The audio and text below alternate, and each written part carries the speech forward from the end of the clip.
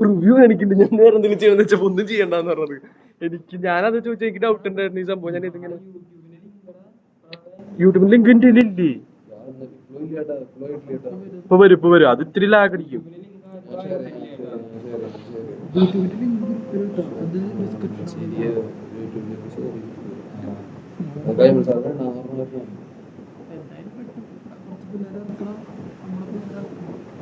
വേണമെങ്കിൽ നമ്മുടെ പിള്ളേർക്ക് പറയണ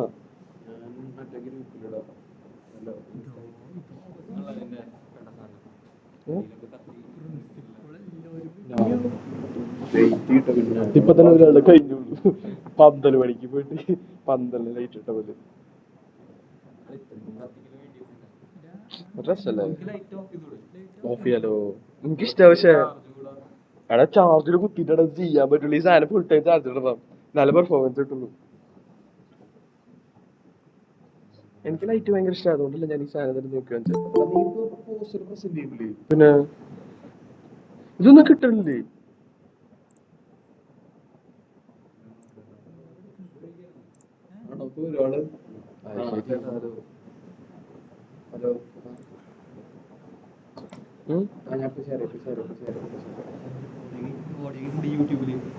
ഓഡിയോ ആരുടെ ഓഡിയോ?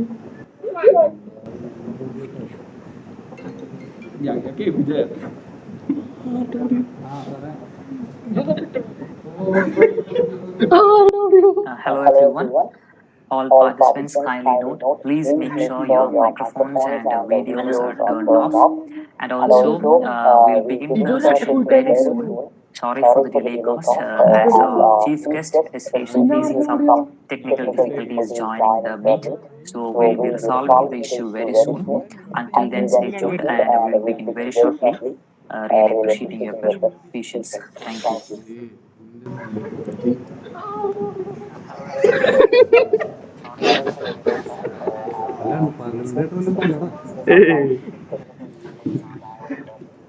അല്ല ഡെസ്ക്ടോപ്പ് കൂടെ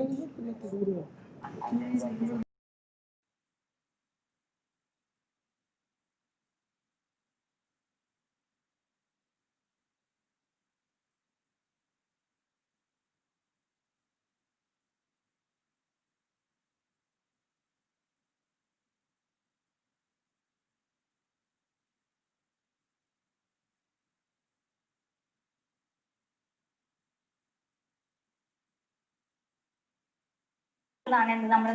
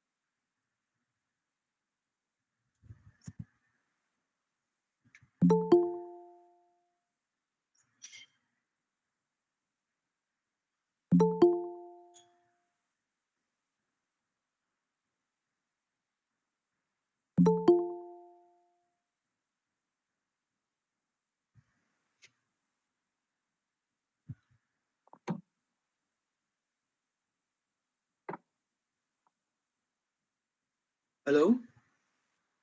Yes, sir, we are about to begin. Okay, I'm just trying to get my screen on so you can let me know when I see that. Just give me a second. So, good morning, everyone. Hearty welcome to the second day following the inaugural ceremony of ASME Student Chapter in Christ College of Engineering. As we know, yesterday, Christ College of Engineering it set up another such wonderful milestone in the history of Christ. We had the inaugural ceremony, the formal inauguration of the ASME, American Society of Mechanical Engineers Student Chapter in our college. Today, the second day following, as a follow-up event of the inaugural ceremony, we are having another such wonderful event with a great eminent personality as our guest. We'll be having a wonderful talk on the topic technology trends in circular economy and sustainable market energy. And the talk will be done by wonderful personality Mr. Paul Puthenpurakkal, sir, who is the director of Sure INC Singapore. Before beginning today's session, let us have a short silent prayer. So I request everyone to remain silent for a short period of time.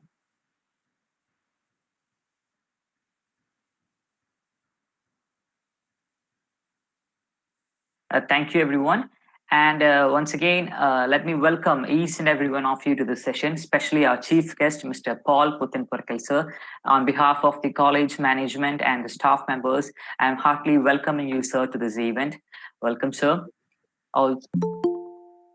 Also, I would like to welcome the Executive Director of Christ College of Engineering for the John Palekara CMI, as well as the Joint Director for the Joy Payapalli CMI, the Principal, Dr. Sajeev Johnson, Vice Principal, Dr. V.D. Johnson, the Mechanical Engineering HOD, Mr. Sijo MT, sir, Faculty Advisor of ASME, Dr. Vishwanath K. Kaimal, sir, other staff members, ASME members, and all students to this wonderful event.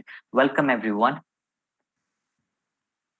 Now, to address this day, and I humbly invite the Executive Director for the John Palekara CMI to have a small talk on the day. Good morning, everybody. Respected Paul Thomas Vidyathil, sir, the chief guest and resource person of today's webinar. Father Joy and the respected Principal Dr. Sajid, sir, our Vice Principal Dr. V.D. Jones, sir, and our Mechanical Engineering HOD, Sijo, sir, and our ASME Coordinator, Vishwanath Kaimal, sir, respected faculty members, and ASME members, and my young engineers. I think we should read the signs of time. An engineer should make our globe better by way of our contribution. And instead of starting something that is not useful, we must see the difficulties of the society, the need of the society, and we should respond back. Then only we succeed. If we implement something and if we impose something that is not useful, we cannot creatively contribute and we cannot establish properly. Today's session is going to lead by eminent personality and a wonderful person who has worked in this area for a long time, and he made a lot of contribution in this area. So I gratefully thank, sir, for your willingness to come and encourage our young engineers. and I am so much confident your fruitful interaction will motivate our students, and that will give a spark for them in their engineering career. So thank you so much, sir, for coming over and making your wonderful experience that you are ready to share with our young engineers. Let us make use this experience sharing, and let us learn from him. And he told that he is ready to come over in our college, and he can make a mini project for you, so that we can ready to see what it is. And that willingness is already expressed, and probably I feel that some of our young engineers must go to country like Singapore and see what is happening there, because of that country is neat and tidy, systematic in growth and good planning, and especially in this global warming and everything they took care of. And they are very wonderfully using the technology for the growth and development of society. If you go there for 1 week at least, you will learn many things from them, and we can get a good idea. And our Pulsar is very much willing to. Okay, that is the greatness of magnanimity of his character. So thank you, sir, for coming over and encouraging our students. I wish all the best to the ASME members and our young engineers. And let us make a fruitful decision from this session. May God bless you. Thank you. Have a wonderful day. Thank you, Father John Palika. Thank you so much. Now, a small reminder to the participants. All participants, kindly note that your microphones and videos are turned off. Also, the e-certificates, you can avail your e-certificates by filling the Google Form attendance link that will be provided at the end of the session in the chat box. So make sure that you provide the correct name in the Google Form so that the names will be printed in the e-certificates. And also we'll be having an open Q&A section, question and answer section at the end of the program about the topic, so that you can ask your questions directly to our chief guest. It will be an interactive session. That's it. Okay, guys, now moving to the most awaited time of the day. It is time to listen to the talk on the topic technology trends in circular economy and sustainable energy market. And for this, we are having such an eminent personality, a well-experienced person. He is Mr. Paul Puthenpurakkal, sir, who is the Chief Strategy Officer for Green Ants Builders. And speaking about Green Ants develops circular economy constructs with plastics and provides recycling solutions to industries and communities to divert waste from landfills. Mr. Paul Puthenpurakkal, sir, he is also the founder of Philippine-based company called Solutions Using Renewable Energy, or in short, SURE INC. SURE can develop renewable energy projects, including solar, biogas, waste to energy across Southeast Asia in the past 10 years. And we are really lucky to have such an well-experienced person, a person who is having an experience of over 20 years in the field of environment management. Mr. Paul, sir, he did his master's degree in geology from India and completed his master's in environmental engineering from Germany and did MBA from AIMS, Philippines. So that is the brief about our chief guest today. So we are really happy and proud to have you today, and I'm handing over the platform to Paul, sir, for this session. Okay, thanks, Joseph. I don't know if you can hear me. Can I get a thumbs up if you can Yes, hear sir. me Yeah. well? Yes, sir. It's clear. Well clear. No sir. echo, anything else. So I just need one more help before you go away, is to see if I can get my screen up and running. Just give me a second. And so here I just press present now. Okay. Okay, I think I get it.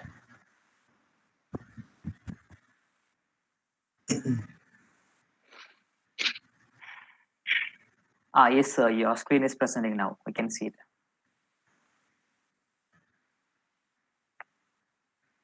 Okay, but I don't see what I'm presenting. That's the problem. Can you tell me what screen are you seeing? Sir, we are having a slide, the new normal, circular economy. Okay, that's the one.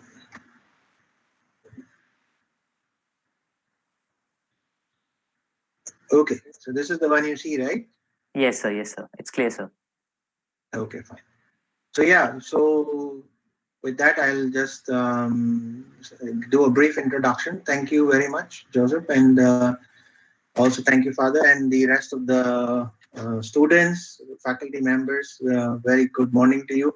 Sincerely apologize for the slight delay. I had to rush back from my office because Murphy's Law, last minute, the office Wi-Fi went down. I had to come home to do the call. So that small gap from office to home caused some delay. But it is very interesting to have you guys on board today. And feel free at the end of the session, you can ask anything you want to ask, particularly from emerging trends to career guidance to whatever. And my contact details are all with you guys. Anytime you need to seek any guidance, most happy to be there for you. So before we start, I think there are a few things I want to just highlight, and that is basically some terminology aspects. When today's topic, we are talking about circular economy, and by definition, it has got nothing engineering in it. Circular is a word, mathematical word, circle, and then economy, of course, is another set of mathematics, which is basically numbers that define business in today's context, or supply demand, as you may put it. And so we might ask, what does it to do with engineering program or engineering students to say? Well, surprisingly, circular economy today is driven mostly by engineers, and globally it is affecting or changing the landscape in which businesses are conducting its own day-to-day operations. So before we jump into it, I just want to also highlight a couple of terms. So number one is circular economy. When you see Hello, circular sir. economy, you try to Sorry type for in your job sir. Sorry for interfering, sir. Actually, are you presenting right now? The screen is blank for us. It's blank. Okay, yeah, I think the screen is. Yes, sir. It's okay now. It's okay. Okay. Sorry. Thank you, sir. Because when I go into presentation mode, I don't see what I'm presenting. Okay, I don't know. Maybe there's some issue with the laptop. But yeah, please guide me when you think the screen is different from what I'm speaking. Okay. Sure, sir. Sure. Okay. So what I like to call is the new normal is what the circular economy is all about today. And how does this context or how does this terminology today fit into various aspects of our day-to-day life, as well as various aspects of our business, or even if we were to take a job or a career tomorrow, how do we look at circular economy? So to understand that a little bit, we probably have to also realize what are we doing in terms of the current business, what the current businesses are, and how we are trying to transform this current business into a circular business. So to do that, I would like to present a video. It's a very short video, and I hope the video's sound comes through. So just give me a second.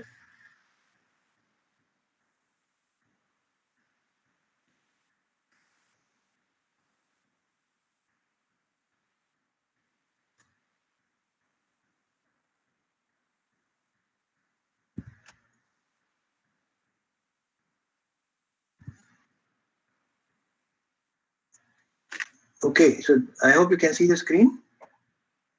Sir, just now it went black. You don't see anything now, is it? No, sir. It's blank.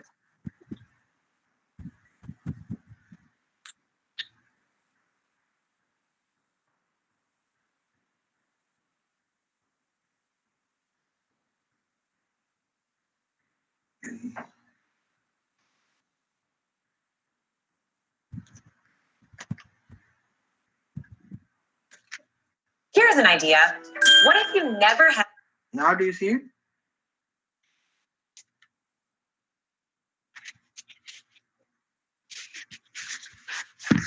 Hello?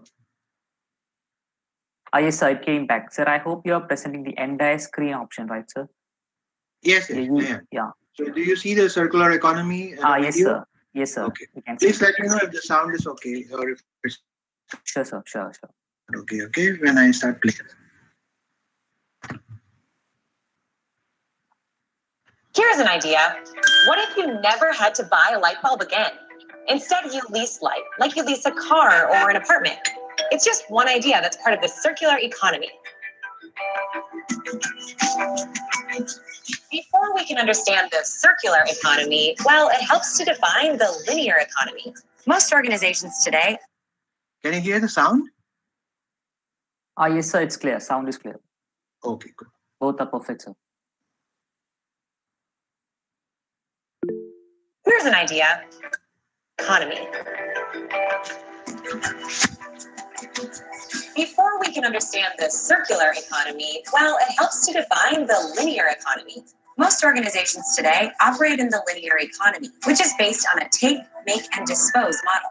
So, for example, a light bulb company takes resources like glass or metal to manufacture its products. The company makes the bulb and sells it to a customer like me who uses it. Once the light bulb burns out, I dispose of it. It's likely neither the company nor I will ever see that light bulb again. For a light bulb company to make money in the linear economy, it tries to buy materials for the lowest cost possible and to sell as many bulbs as possible. This model operates as if there are infinite resources like glass or metal in the world. But you and I know that's not the case. That's why the circular economy treats materials like they're finite. A company in the circular economy doesn't just recycle products, but maintains ownership of them all along. So the model looks more like this: make, use, and return. Let's go back to the light bulb example. Instead of buying bulbs, this office in London leases its light from Philips Lighting. It signed a 15-year lease for the service and pays a fee each quarter. Philips still owns the actual light bulbs and provides maintenance and replacements when needed, no extra cost. This model gives Philips the incentive to produce energy-efficient light bulbs, and it saves the office money with fixed lighting costs. It's a radically different business model that makes companies more like service providers than sellers of a physical product. And it turns out lots of companies are looking for ways to get involved. Take H&M, one of the world's largest clothing retailers. It's working on a strategy to become 100% circular. The company collects old garments in its stores and recycles them. Since 2013, H&M says it has gathered more than 55,000 tons of fabric to reuse for new garments. Some governments are getting on board with the circular economy too. The European Union adopted an action plan in 2015 aiming to make supply chains, you guessed it, more circular. This includes everything from production to consumption, repair and manufacturing, and waste management. The point isn't just to become more green and create environmental benefits. There could be economic benefits too. One report estimated a shift toward the circular economy in the EU could increase GDP by an additional 12 percentage points by 2050. But moving from the linear economy to the circular economy also brings costs. Companies would need to redesign their supply chains and products in order for them to be used again and again. Manufacturers might be burdened when it comes to the actual logistics of disposing and recycling. A recent report found only 22% of UK companies are trying to generate value from products that are returned for reuse, recycling, or refurbishing. It's estimated the cost of transitioning to a fully efficient reuse and recycling system across Europe could be as much as 108 billion euros, roughly $130 billion. Cost is one thing. Changing people's mindsets is another. And that's what it'll take for the circular economy to go from an idea to reality for everyone.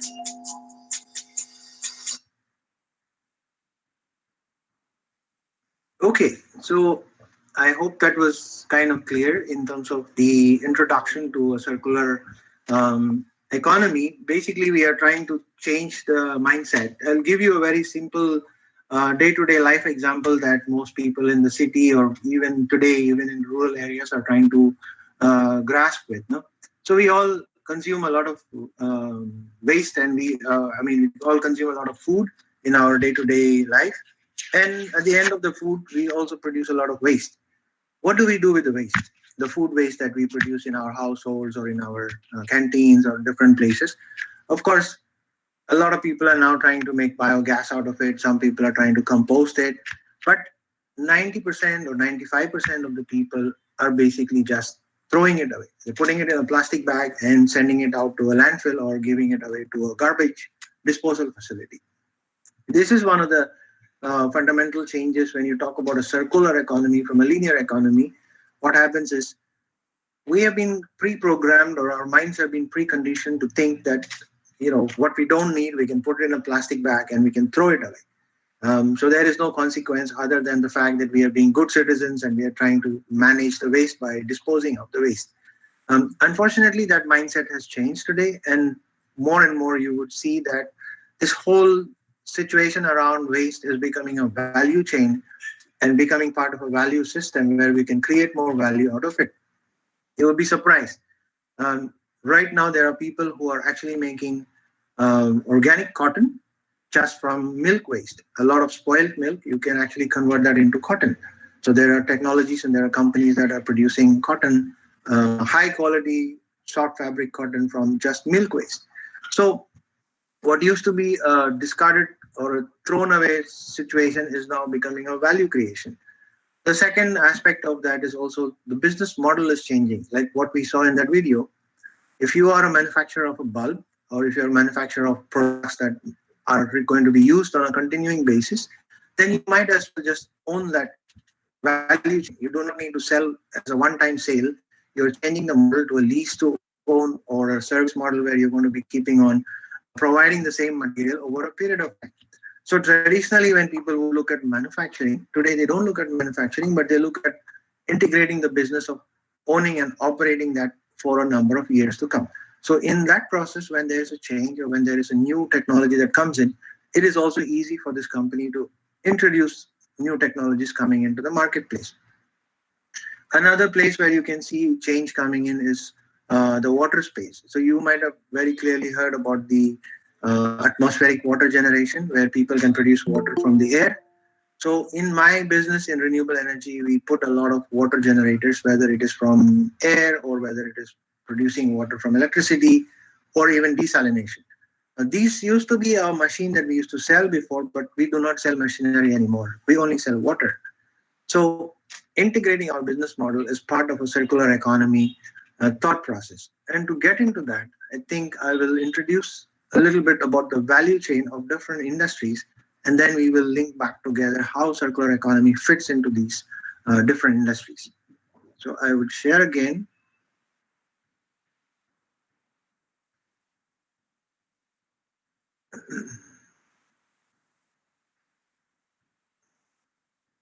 Okay, so, and this is unfortunately the issue when we don't have face-to-face meetings where we cannot see what we are the faces of the people are not seen to me, so I wouldn't know whether you guys are in line with me or not. So just give me a second.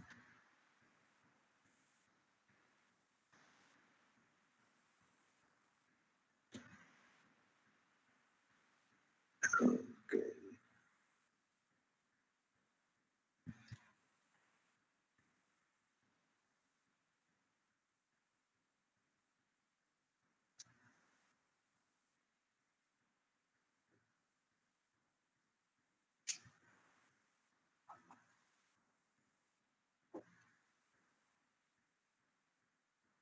Yeah.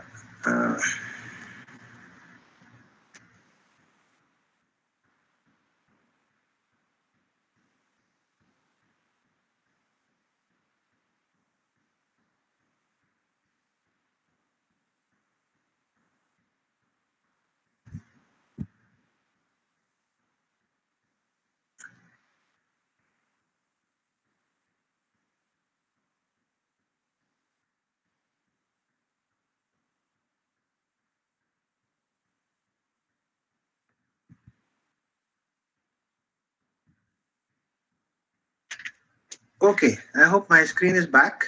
The new normal.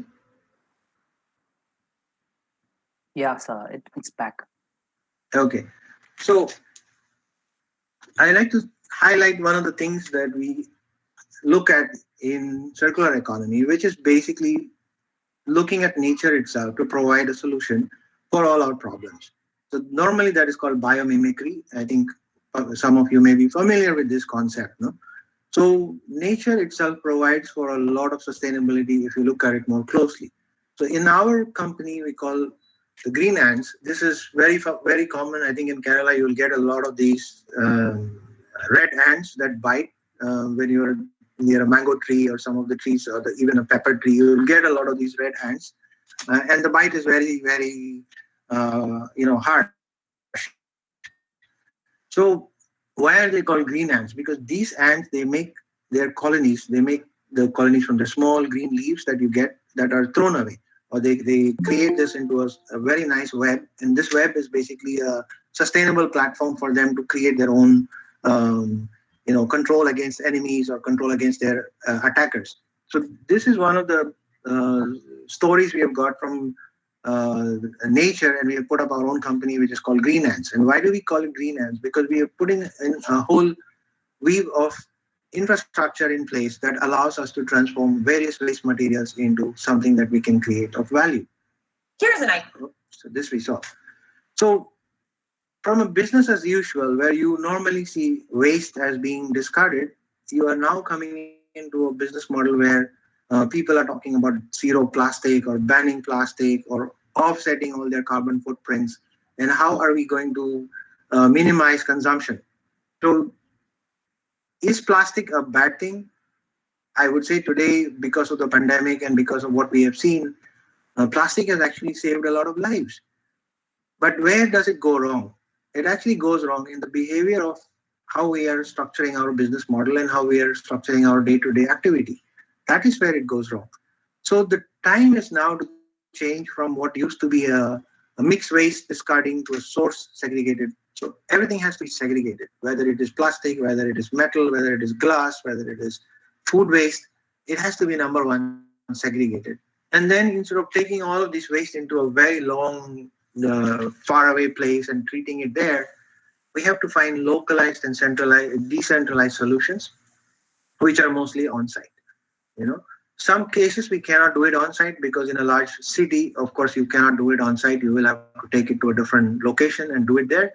But in many locations worldwide today, they're shifting from large centralized solutions to on-site solutions.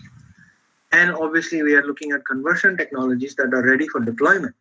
So as I mentioned earlier, there are so many conversion technologies available today that are of value to small decentralized applications. And this is where you can look at a lot of database that is available today in terms of what you can adopt and what you can create, even in small communities or small situations. I like to highlight here, when you imagine a circular economy, what comes to your mind? Basically, you can look at it from three different segments. One is a finite consumption element where things are, finite. You mean, as the word goes, if you extract a little bit of coal, or if you extract oil, or if you're taking away some minerals from the ground, you cannot put it back after you use it because it is gone. Once you take it and once you make something out of it, it is gone. And that is why it is called finite. And for finite consumption, we need to recycle, we have to reuse, or we have to reduce the usage of that. As versus, if you look at the lower segment here, it is called an organic regenerative ecosphere, meaning you can continuously keep on making what you are consuming. And one of those is basically food waste to composting, or food waste to soil, or food waste back to food production. That is a classic example of an organic regenerative ecosphere. On the left, you see here an industrial ecocycle, and on the right, you see a community ecocycle. What is an industrial ecocycle? It basically covers the four fundamentals of an industry. From logistics, you're transporting goods, you're bringing goods, you're taking the goods back to your marketplace. That is logistics. Then you have your operations, you have service, and then you have sales. So these four activities of an industrial ecocycle, each one of this has its own circular economy. So for example, take the case of logistics. You can create a circular model within logistics by trying, if you're delivering every day of the week, you can schedule it, you can plan it in such a way that you probably reduce the the supply chain, or you manage the supply chain in such a way that you have a just-in-time operation. So there are a lot of things that have been done in the industrial ecocycle space. Why? Because it is a cost. When you have cost and when you have a business driver related to cost, industry will always adapt to it. So because it is a cost and because there is a profit or because there is a saving, you will see that in today's world, industries operate very efficiently. And this is because the last 10 years or 20 years now, a lot of the circular economy principles have already been adopted by a lot of industries. So the big boys like your Nestle or your Coca-Cola, all these guys are recycling water, they're recycling plastic, they're recycling tires, everything that they can recycle, they are recycling. And that is because there is a cost related to it, and whatever they recycle, they will have a cost saving to it. That is a traditional industrial ecocycle model. On the right, if you look at it, there is a community ecocycle. So what happens in a community ecocycle? You have only 4 basic elements. Number one, you have to have a livelihood. You have to have a business, you have to have a work, you have to go to work, or you are a student, you have to go to study. It's part of the livelihood cycle. And then you have a habitat. Habitat is your housing, is your office, is your school environment, the whole environment around a habitat model. So they have consumption, they have power supply requirements, water requirements. So just like an industrial ecocycle, there is also a community ecocycle that drives day-to-day consumption, day-to-day requirements. And you also have to nourish yourself. That is where your food comes in. Your food cycle, your food supply chain, and your food production, all of that comes in that model.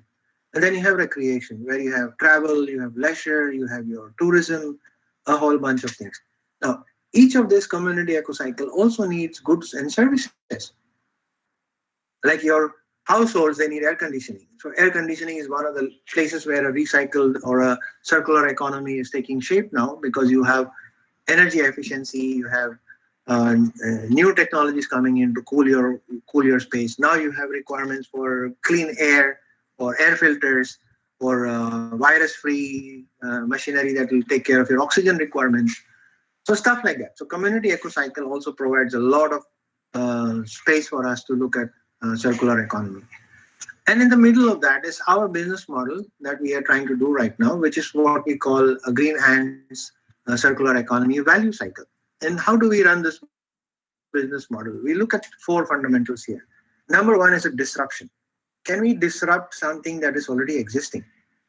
So if you can disrupt it, you can create a new business model from it. But you cannot just disrupt something, you cannot just stop something. You have to innovate. Because you're changing something, you have to innovate that whatever you're changing into something more productive. I'll give you an example. In most parts of India today, people are making eco bricks out of plastic.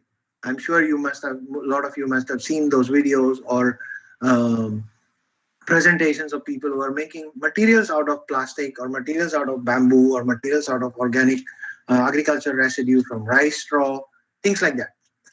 And they are making their own innovations, and they are creating their own impact story, meaning either they are helping housing communities, they're helping local villagers, they're keeping the oceans clean, or they're making asphalt roads from plastic and things like that. So there is an impact. And in the end, we have a shared value proposition, meaning everybody gains from that. The industry gains, the community gains, and the environment also gains from that. So I hope this is a imaginary picture. When you talk about circular economy, you can think about industries and you can specify how these activities of industries can be put into a framework, or you can think of a community level where you can try to adjust or adapt to certain things that are circular in a community ecocycle. Now there are pathways, no? There are circular economy pathways. What happens here is basically you can talk about agriculture products or forestry, marine, food manufacturers, you have oil and chemicals, metal aggregates, energy, water systems, real estate, housing guys, or leisure and waste management, industry or municipal. All of these guys can be put on a circular economy platform. And what is the impact that they can help in terms of creating this circular economy pathway? Number one, you can reduce the carbon footprint significantly if you keep consuming less and recycling more. We all know that carbon is very important because every year, because of the temperature changes globally, we are getting more typhoons, we are getting more rains, we are getting more floods, we are getting more pandemics in place because of the shift in the whole ecology system that we are facing. So we can impact both carbon reduction as well as global temperature change if we are going to address circular economy pathways in these industrial verticals. Second, we can significantly reduce the ocean pollution that we have. Ocean pollution is not only just plastics. Ocean pollution is also food waste, is also organic pollution. And if we have more pollution in our rivers and in our groundwater, it also ends up in the ocean pollution. So we get less and less fish and less feeds from the ocean, less and less algae, and eventually we would also be contributing back to climate change because of the pollution in the oceans. We also look at sustainable development goals from the United Nations, which is basically the driving force for most countries today and most industries today to comply with a certain set of guidelines and rules that the United Nations has already prescribed. And the end goal of this, again, is basically to have a healthy environment and a healthy living space. Okay, I will quickly skip this part.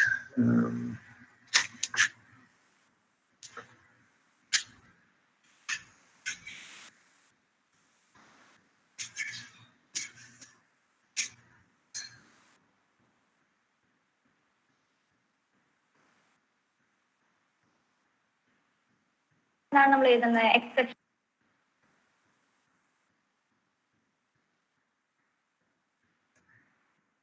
Okay, when I shift my screen, I have a little bit trouble, but I'll fix it. Give me a second again.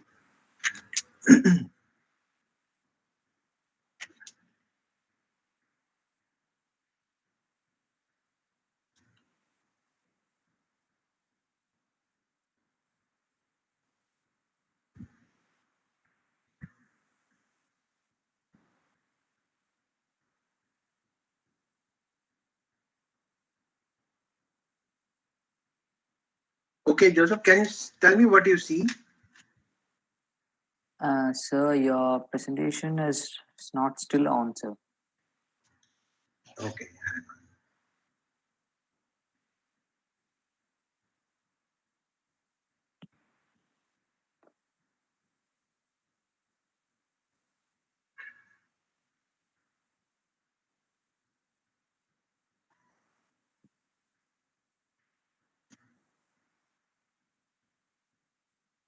Okay, sir, it's coming now. It's popping.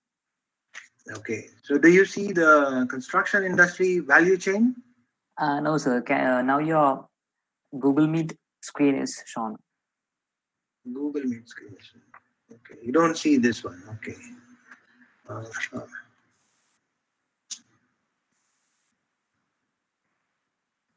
Apologize for this.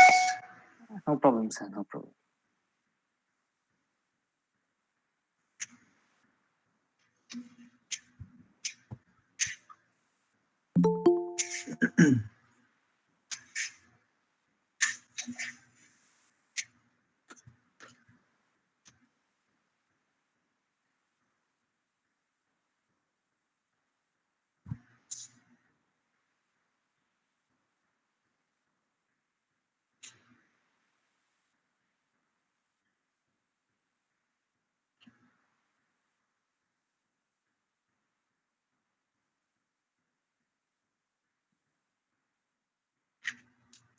Okay, I hope it's popped up now. Sorry, sir, it's gone. Yes, sir, it's coming. Construction industry value chain. Yes, sir, it's good. It's okay. Okay.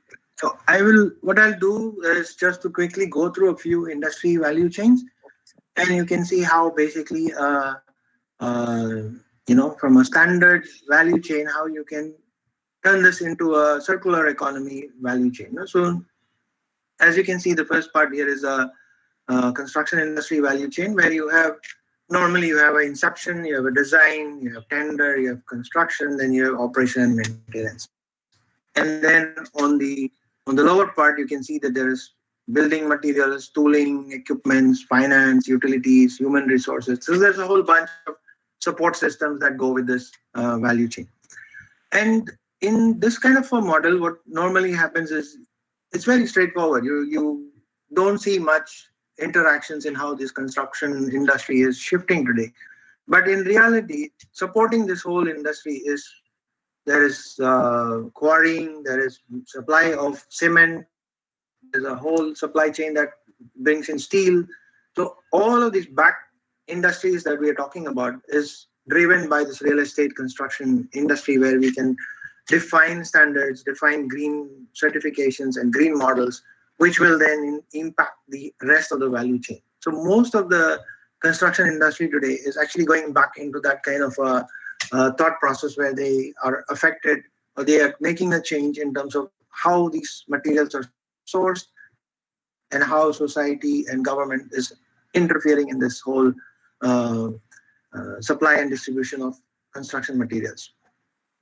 The agriculture industry, on the other hand, is also very straightforward. You have in the typical value chain, you have pre-production, you have production and processing, and then you have your distribution cycle, and then you have your retail cycle. Okay. So what happens here is you're talking about a whole shift from what used to be traditionally a straight cycle, where you have seed production and then you have the end is retail production. Now you're having a whole cyclic interface where you are breaking this down into a circular economy, and you're trying to bring back the whole cycle from start. So as I mentioned earlier, from farm to food, and it is going back from food to farm. So how do you enable that? You are making sure that at every step of this value chain, your waste is recycled or your waste is converted to a higher system or a higher form. So here there is a lot of innovation that is happening today. And number one, you'll see the smaller levels of this innovation is simple things like composting or a biogas plant which produces more electricity, and that electricity is used for drying, for heating purposes, or for cooling purposes, and it is enhancing the value chain. So before, people would worry about putting their production centers places where electricity is available. Now they don't do that anymore. Now you find farms, you find infrastructure in faraway places because they run their own electricity and their own generation using the waste that they produce in their own farms. The same applies for greenhouses or climate adaptation, because instead of having more wastage before, you produce 10 hectares of produce and 1 hectare of produce is already assumed that it will be wasted. We don't do that anymore.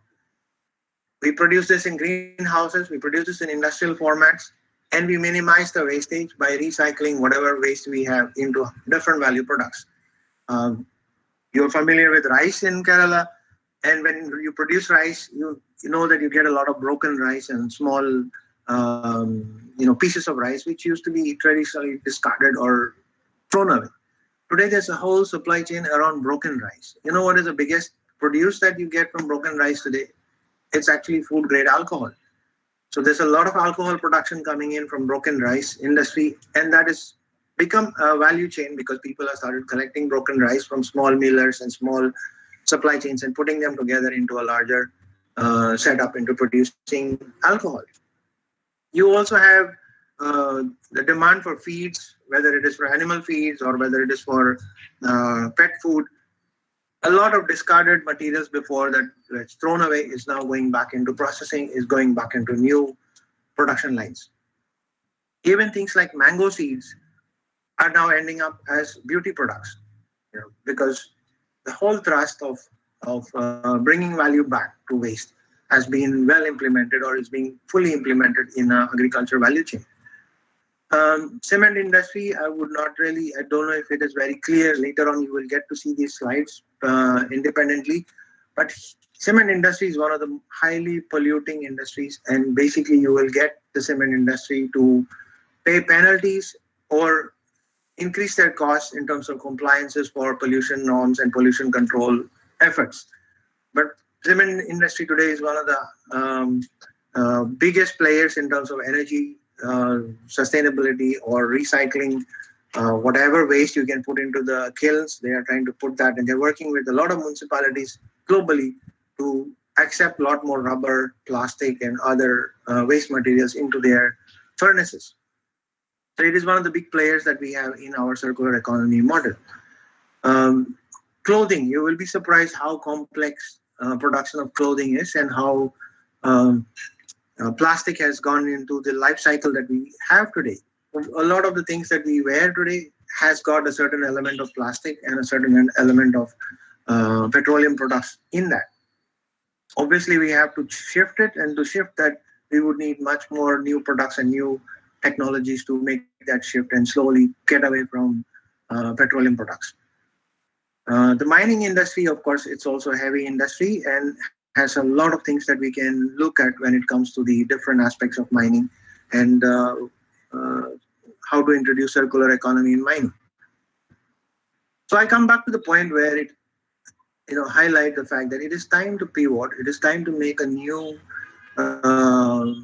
thought process. Whether it is the food we eat in our house, whether it is a simple product that we have, it can be recycled, it can be reused, or very much it can be transformed into something else from its original shape and form that it was. And there's no other place where it is better highlighted than in the waste management industry. I think everybody's familiar with waste. If the garbage truck doesn't come to pick up your waste, it becomes a massive problem, because obviously it starts stinking, the flies are all around, and then you have a big headache of that. Waste is an area that you can do in simple steps. Even in your school, you can start a waste management program. Even in your community, you can start a waste management program. If you have a large estate, you can start doing a waste management program yourself. It starts by identifying the waste, what we call as a wax. On the left here, you see the blue dot is a wax, meaning your waste characterization study. And then you develop a hub where you start bringing this waste together and you start transforming them one by one into higher value processes. There are three types of waste that can have different value chains. Number one is organics, straightforward. Anything that decomposes, anything that is food, anything that is organic in nature falls under this category. You can produce biogas out of it. You can produce electricity out of it. You can even produce hydrogen out of it, as most developing countries today are getting into hydrogen. It is the higher form of energy, and it is much more adapted in terms of transportation fuel. And it will take 10 years for us to be in Asia to come into the hydrogen economy, but that is the trend and that is the way things are moving as we go today. And both hydrogen, ammonia, urea, the common names that you have, they all come from organic produce and organic byproducts and organic waste materials. Recyclables. I think everything around us can be recycled, even from our broken eyeglasses to our shoes to our clothes to you name it. You'll be surprised that you can recycle almost anything and everything. It is the creativity, it is the design side, it is the mechanical components that you can bring together that allows more and more recyclability into what you do and what you use on a daily basis. And lastly, it's residuals. Residuals is things that you have come to an end of life. You have used it to the max you can. Nothing more can be done out of it. And one of the classic examples of residuals is single-use plastic. While most governments want to ban single-use plastic, it's bad for us. Let me give you a classic example. The simple thing that we talk about, the straw. A person with disability, you will appreciate a straw very much, because for drinking anything, if you get a coconut and you want to drink water from that and you have a person with disability, a straw will be the most valuable thing for that person, right? So plastic has its place, plastic has its own value, whether it is single-use or not single-use plastic. It is a matter of right behavior and right consuming practices for consumers like us to actually adapt to and make that change. So most of the waste to energy projects we talk about, most of the biofuels and most of the refuse-derived fuel, cement plants, other biomass plants, they all work with residual waste materials today. So as you can see in a waste management spectrum, if you understand your waste, if you produce a hub where you can exchange and work with waste, you can actually have a whole spectrum of goods and services that are going within this supply chain. So I'll come back to the pathways that we had before. Industries are given. You can put more industries there based on your knowledge, based on your experiences. You can put more industries out there. But all of these industries have a common value chain. Supply, operate, distribute, make new products, and have services. Our business model, as I explained to you before, is to innovate, is to disrupt, is to have an impact, and is to have a shared value. And by doing so, we would have all of these impacts that are what we're talking about in the United Nations development goals, or even as a community, as a responsible nation, as a responsible citizen, we would be contributing to a better tomorrow by these impact areas. I give you a brief idea of some of the products and services that we have today in the Philippines, in Thailand, in Singapore, and we just launched Green Ants in India. We just have a small setup in Pune right now, and we are expanding that into different cities in India. Step number one, we have construction materials, which is common in many places also in India. But what is different here is we have a plastic mix and we use sachets. Basically, sachets have got a metal content in that. So we have two forms of transformation here. Number one is the chemical transformation, where we have a binder. It's a chemical binder we use. It's an organic binder. And we bind the material together after shredding it and making it small, along with the concrete or along with the materials that we have. We only use recycled concrete. So the concrete that comes from demolished buildings and from old structures and old roofs and tiles, we grind that material and we make that blended with plastic into these construction materials. We have something called as eco bricks. These are like Lego. It's got a full finish model. So you don't need to paint it once you already put the bricks in place. The second is the eco cast. Eco cast is a higher strength material. You don't need to put too much steel into your structure, because this is already reinforced kind of concrete and higher strength. And then we have the pavers, which are used in most of the cities, on the sidewalks, on the roads. You can create your driveways using these pavers. The uniqueness of these pavers are because of the higher plastic content, you can have a lot more holes in these pavers, and it allows the rainwater to go into the ground.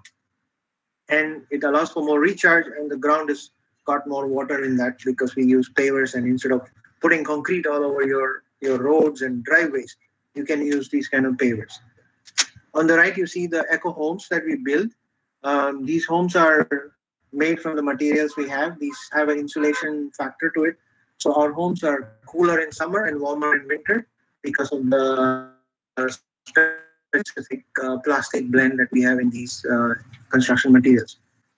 We focus on organics. We do 4 different product lines. Number one is we produce soil.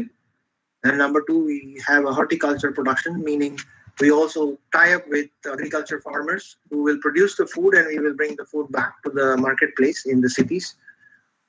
We produce organic protein from the food waste, which in case of protein production, we have to get food waste from the hotels and from the restaurants rather from the households, because there is some residual value when you look at the oil content or the protein content in the food. So we use protein flies, or the maggots that produce the protein from these leftover food waste. And lastly, we also do water production on site for most of our projects. We have a waste management segment where, as you can see, the first segment of that is to collect waste from door to door. If you are segregating, you cannot have a large truck and put everything into the truck and take it to a landfill and then see whether you can do sorting there. We have dedicated sorting and dedicated people who carry that, either a bicycle or a rickshaw or whatever means that we can do, we do that. And what we have done is we have created a system where we give a credit back to the household. So if you look at the lower line here, you can see the e-commerce platform. We got 3 different apps. Number 1 is called a green barter system, meaning you give me plastic, you can buy bricks from me. Or you give me food waste and I can give you eggs for that. So it's called a green barter system. So there is no financial transaction, but it is somehow a barter that people can start trading in and start working with. So this is an app that we have launched in Southeast Asia. We are just doing the final tuning of launching this app in India, which should be available first quarter of next year. The second app we have is Refuse. Refuse is an individual personalized app for a person. So if you don't want to use plastic in your drinking cups, if you refuse something, you get a point for that. And these points you can put together, and in the end of the year, or end of 3 months, or end of 6 months, you can transfer the points to each other, or you can trade these points for monetary value. In our case, we are actually giving away air travel, or we're giving away a lot of things which we have tied up with the large companies, and they use those points to offset their plastic requirements or plastic credits that may be required of them. And lastly, if we are working with the urban poor sector, we give them something like a credit card. So for every plastic that they exchange with us or they bring back to us, they get certain points and they can just go and buy goods and services from some of the stores that are signed up with us for this particular exercise. So as you can see, from a circular economy concept, we have actually created a business model, and we are operating now in 3 countries with about 35 centers that are actively doing exactly everything that I've shown on this particular sheet. The last mile for us is to go into the green ants fuel segment, where we will be producing, as I mentioned, green hydrogen, biodiesel, and bio-CNG. This happens when you have a cluster of resources put together, and you can then claim that you have 10 tons of plastic or 10 tons of organic waste, and now you can go for a higher value business model where you can produce biodiesel, bio-CNG, or even green hydrogen. So this is in a nutshell, guys, what the value chain and what we try to do with circular economy in our own business model. Okay, and last but not the least,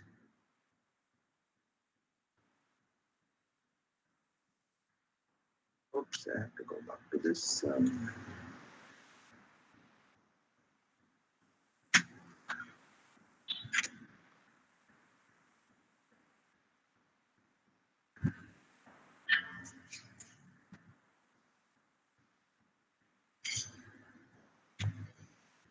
So yeah, I do understand that the lack of eye contact or face-to-face interaction does have its limitations in this kind of a webinar. So what I've done is to leave as much time as possible for you to ask questions, and maybe it would be more interactive when we get to that level. And more than anything, as I mentioned, I'm open to questions and queries even after this seminar. We can always connect on different platforms, if you may. And if anyone is interested to visit Southeast Asia, any of these countries that we have operations in, and maybe even do internships, those kind of things are available. They're open. It will entail some cost, definitely, but it is worthwhile. Sometimes I do get a lot of students from the US, Canada, and other countries to come on board. So they do come, and it's a meaningful exercise and a meaningful event for them to, to be part of. I think the last slide was where I wanted to just highlight that.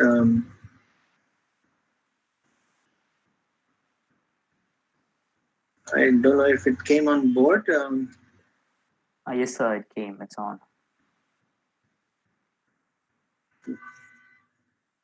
Okay, so do you see the thank you slide, right? Yes, sir, we can see it clear. Okay, so yeah, I mean, I tried to cramp a lot of things into this. It is much easy for me to have a whiteboard and go with you piece by piece, but unfortunately, we don't have that luxury. So I leave you with that, and let's open ourselves to Q&A. Sure, sir, sure.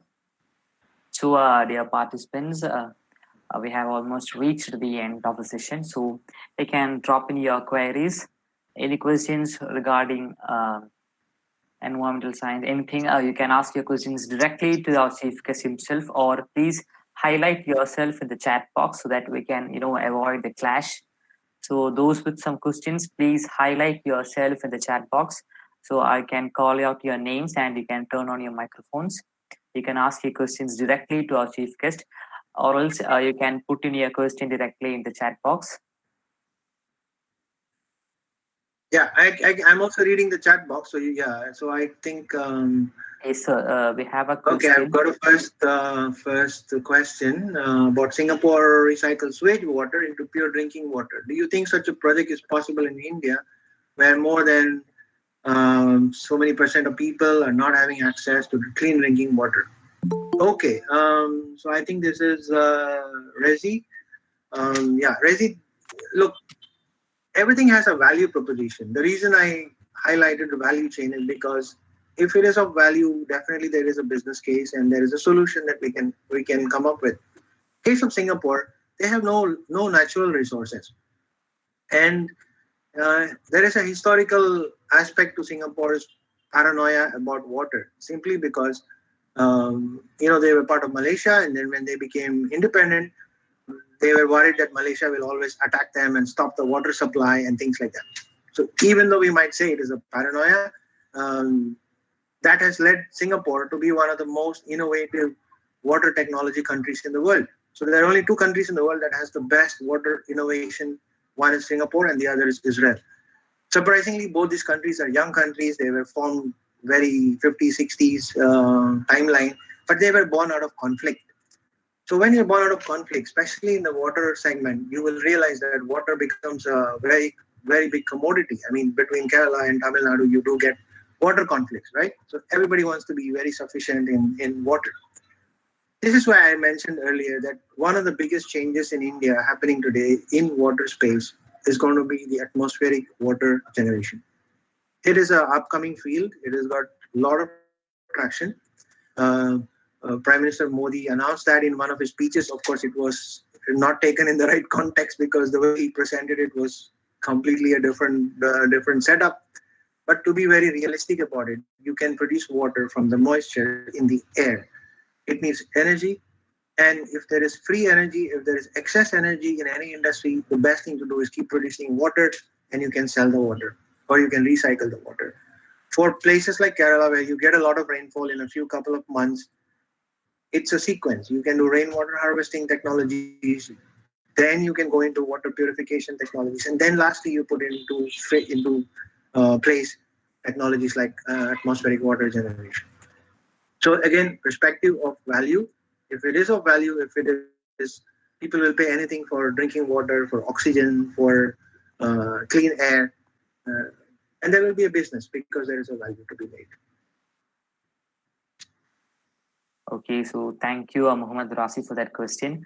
Others who are having some questions, please type in your chat box or just highlight your name so that I'll call out your name and you can turn on your microphone and directly ask the question to our chief guest, sir.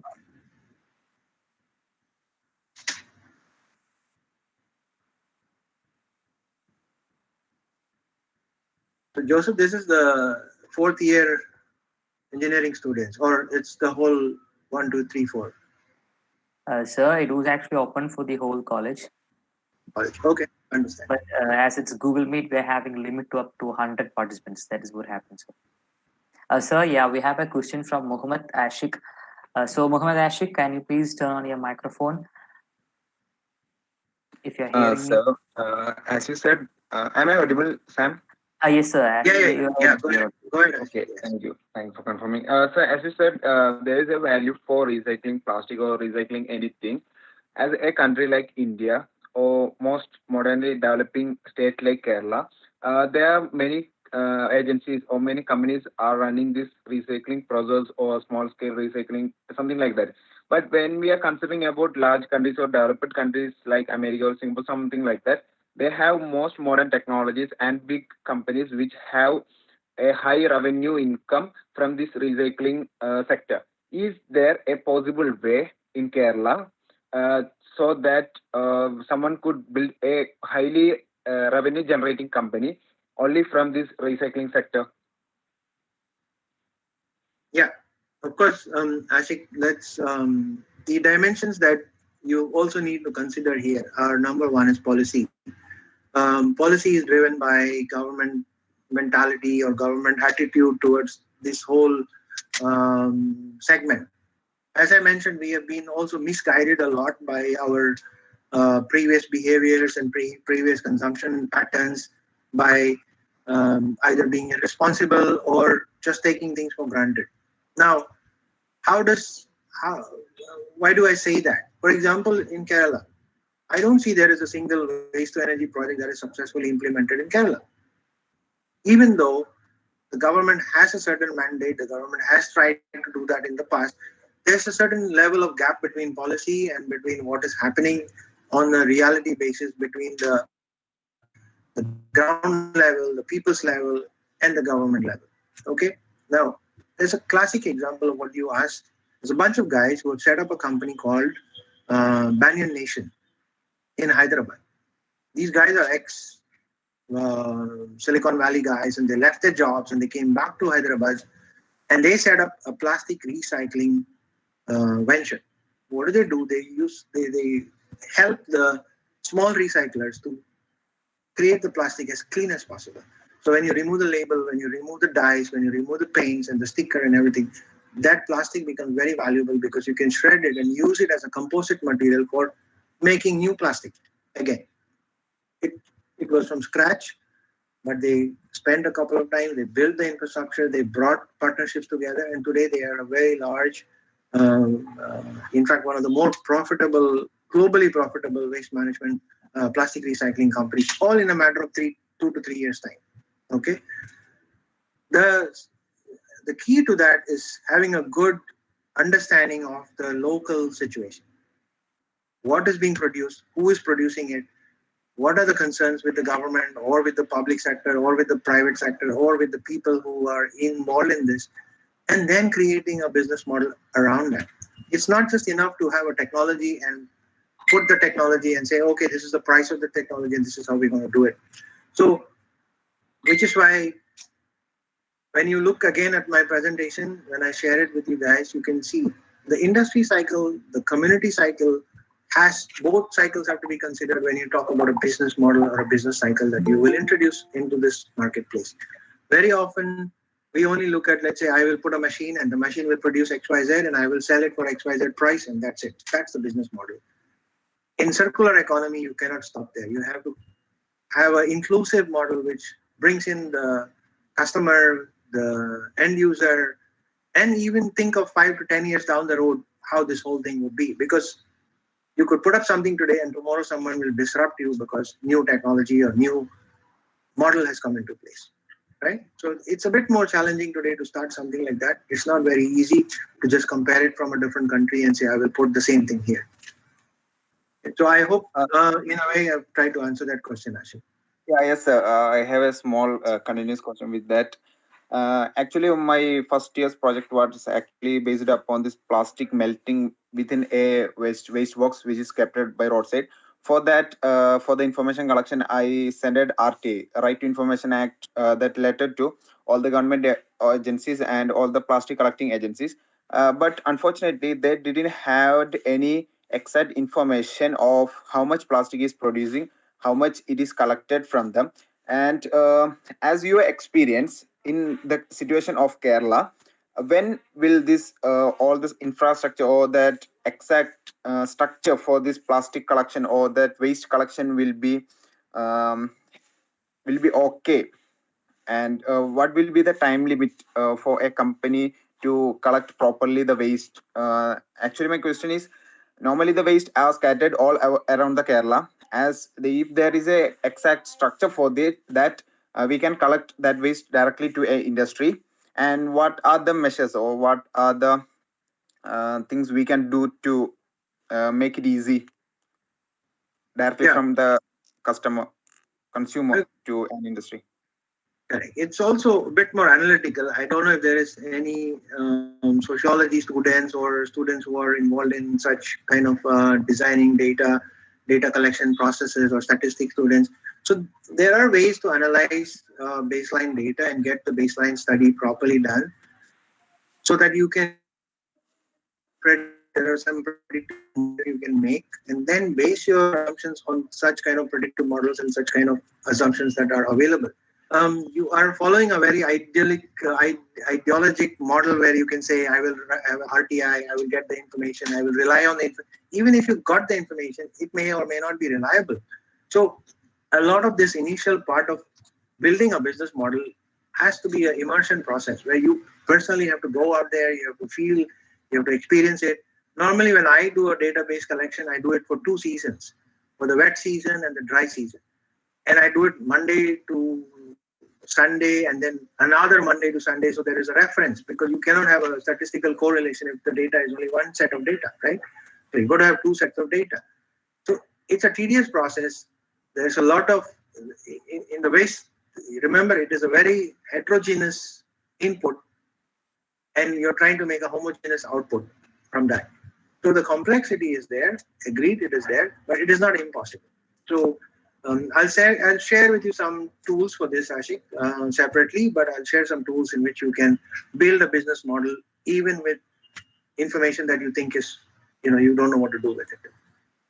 Okay, thank you, sir. Thanks a lot. Thank you, Mohammed Ashik, for that question. Is there anyone else with some questions? Yes, Alvin Davies, you can turn on your microphone. Good morning, sir. I have a question related to cotton. I hope I'm audible. The production of cotton is said to require a huge amount of water, Yes. like a lot of water, and this in turn can lead to water scarcity in the surrounding regions. So, if you were, how will you effectively tackle the situation? So, look, again, water recycling technologies are available. It's not that it's not available. It is a matter of cost here as to either the government, one thing about India, let me explain. In the distillery sector, let's deviate a little bit. In the distillery sector, for many years, the Pollution Control Board said that, hey, you have to meet the standards. This is the standard. Meet the standard. Meet the standard. For many years. What do you think they will do? They will pay off and they will not meet the standard. And pollution was all over the place. Why? Because similar to cotton, distillery has a very high per liter alcohol produced. There's a very high consumption of water and wastewater is produced. And this wastewater has a very high BOD, COD, which is polluting the river and the seas, and it's mess. And even if you put it in the sugarcane farming or wherever, it all creates a big mess. So ultimately, the government got fed up, and what they said was, okay, enough is enough. I'm not allowing you to discharge at all. Zero discharge. Immediately what happened? India is the largest supplier of water evaporators in the world. Wastewater evaporator, zero liquid discharge, they call it ZLD, and then they have this wastewater evaporator technologies all over. You will be surprised the number of wastewater evaporators in the world mostly come from India because of the legislative push that they had. Now, to do that, of course, you need a lot of heat because it's an evaporation process. There is a lot of heat required. You need a different metallurgy because you have to have corrosion-free metal to actually distillate and get this water back to recycling. You get good distillate quality water coming out of it. In a way, it solved the industry problem, but it has increased the cost of alcohol tremendously. But industry is not complaining because people who want to drink alcohol are happy to pay additional X amount of money for that. It's a pricing problem in water recycling in most industries. It is not an impossible situation, but it is a situation where whether you want to do it or not want to do it. This is why in circular economy today, the government's intervention is very important when you talk about water recycling and enforcement of water recycling. And similar to water recycling also is the question of plastic credits or extended producer responsibility, they call it EPR. You can check it out. India, as well as many other countries, are working on EPR standards. What does it mean? if you produce the plastic, if you are a Colgate and you are using plastic in your packaging material, it is your responsibility, it's extended producer responsibility to make sure that that consumer plastic is also coming back to the supply chain. So if you consume 100 tons of plastic in your manufacturing process, I want you to pay for 100 tons of plastic recycling. So remember, there is a model that is coming into play because legislation policy is pushing the producer to pay for it. Of course, the consumer will end up paying for all of this, but it is better to share the cost of cotton water recycling across 1 million consumers as versus destroying the village where the factory is located and depleting the water source there.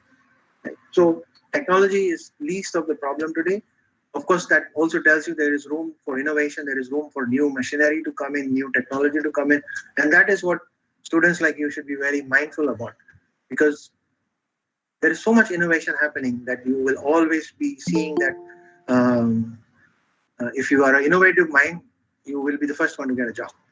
Even as students, if you do projects that are a learning experience for you, that would always help in terms of your career and your next steps. Okay, so thank you for that question, Alvin.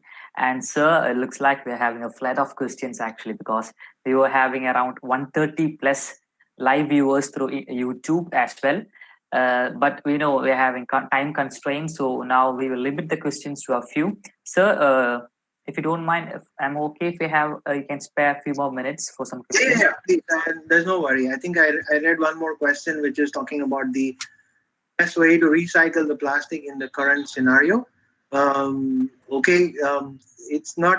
I wouldn't say there is one best way or anything like that, but definitely there are a few ways to recycle plastic that is linked to your local economy and local consumption practices and local business model. So first and foremost, the cleaner the plastic, the more value it gets. Okay, so if it's a bottle, if it's a plastic bottle like your shampoo bottle or whatever, if it has no label on it, if it has got no paint on it, if you can clean it, you will get the highest value for it. Okay, because it can be recycled very easily.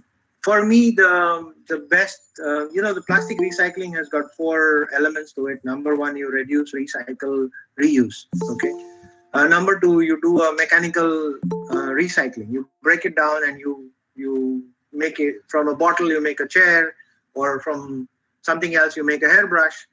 So that is basically converting it from one form to the other form. The third mechanical breakdown is basically cutting it into small pieces and making it into a composite, and that composite goes to make new plastic, okay, a fresh plastic. The last is chemical recycling. What is chemical recycling? It is basically you made plastic from oil and you're making oil out of plastic. That is chemical recycling. So chemical recycling has 2, most common in India today is basically they make plastic oil and they use that oil in bunkers and in tractors and in some of the diesel gensets.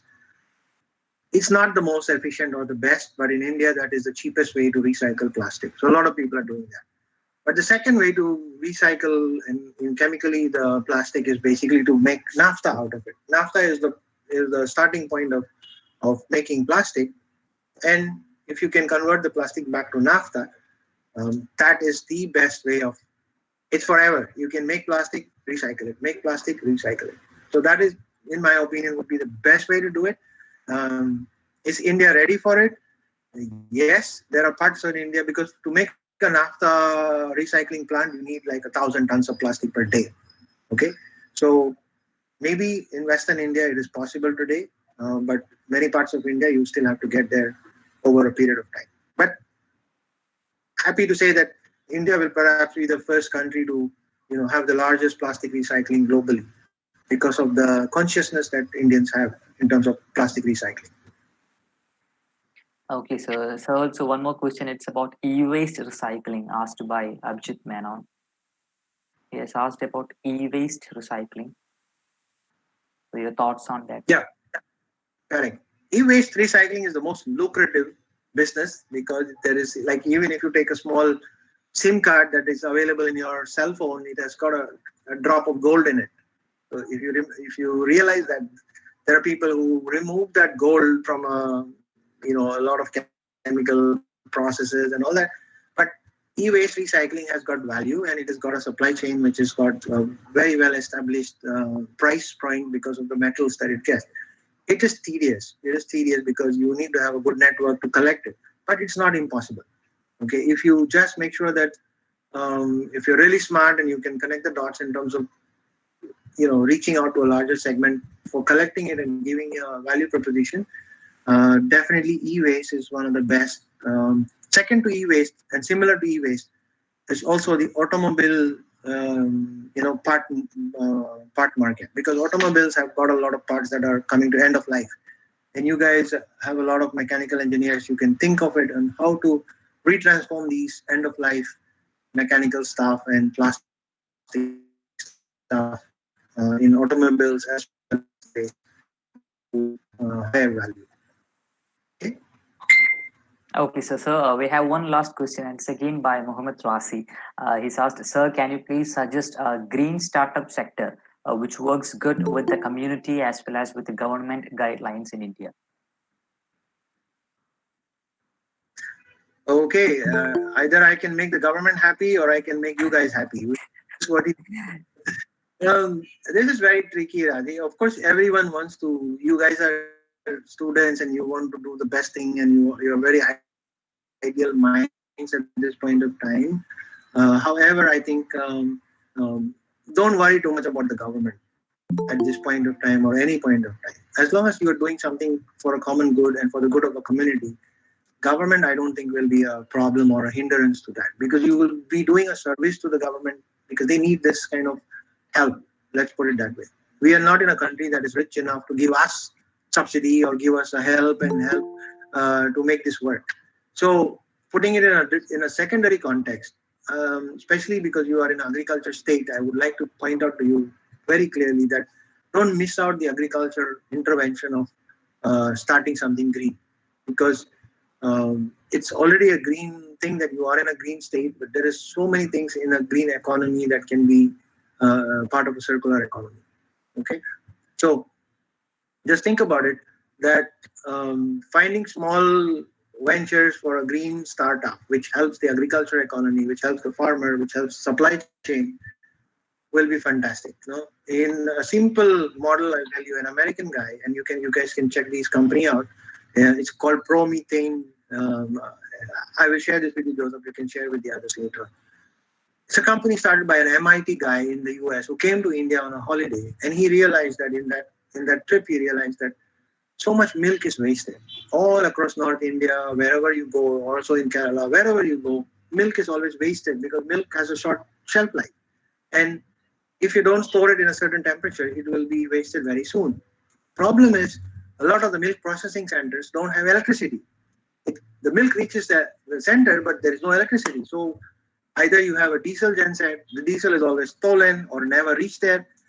So it is a problem. So the milk wastage in India was supposed to be 30%. Very large volume of milk wastage. This is an MIT American fellow, but it got to his heart, it got to his mind. He wanted to find a solution. It's a brilliant solution what he has come up with. Wherever there is electricity, whenever there is electricity, you charge something in a coil. It's like a small cell, and in that cell you save this energy and keep it there. And then this is transportable. You can take it on the truck when you go and pick up the milk. As soon as the milk is picked up, it is poured into a vessel.